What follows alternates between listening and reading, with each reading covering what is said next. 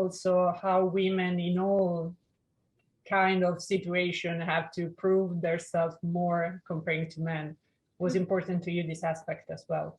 Yeah, I definitely think that there is, a double standard with women and men. Like, I feel like men are not held accountable as much as women, especially when it comes to the justice system. There's men that are doing the same things that Anna did, and I'm not saying those things are right, but Anna is somebody like Anna, or just any woman, will pay the price more than a man, or somebody with just money, in a way. I mean, it's the justice system is it's interesting, and I mean that not in a good way. As a journalist, it really resonated with me, your character, because actually at the beginning, when she had the intuition and they don't want to follow that. And I think that it's like in all our jobs, actually, that, as the show says, that is like another topic in the show, is that men always felt like, there is a different way they calibrate, from men and women, the way society judges, or the way we have to prove ourselves twice more than a man.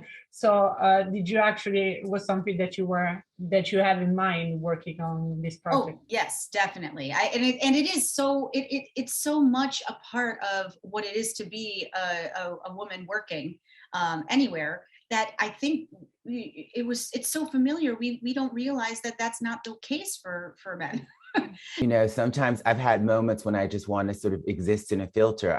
One of the things I love about doing Zoom is that they have the retouch your appearance feature on I'm using Zoom. it.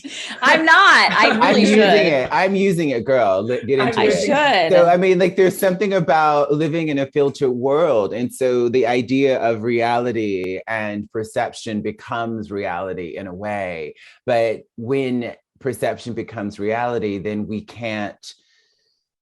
things become way too slippery. And so it's like, it invites me, I think this show invites me, and this cultural moment invites me to really get real with myself, to really tell the truth to myself about myself, around my insecurities, around what is true for me, what I need and want, versus what I want to sort of project out into the world. I would love the world to sort of see me as this glamorous, perfect, whatever, and we just spent 2 hours in hair and makeup, so I can give you an illusion, but I need to be clear. I need to be clear that this is an illusion, that this is show business, that this is a fantasy, and that there's humanity in this, and there's humanity behind this, and that this does not define me. That I can go out without makeup. I can sort of exist with my partner without makeup, and in the world without makeup, and a beautiful custom lace wig. It's so beautiful. Tranny Bear. I think there's just so much. There's an invitation to really keep it real, I think, and if we choose to take that from our show. Katie? I was saying, Laverne and I were texting about this, which is just, I also think in terms of the illusion, there's so much journalism. You're a journalist in our story, and that what is the truth? And we are getting, people consider anything Instagrammed, tweeted the truth, and you can sway people's opinions that way. And it's interesting to watch the show in today's day and age where it's actual journalism. Yeah, I think you're 100% right. Todd's character by the end of the series kind of makes that argument to the jury that everyone, has a little bit of Frank Sinatra, where they're just pretending to be a star, but Frank Sinatra hired those people to be at that concert.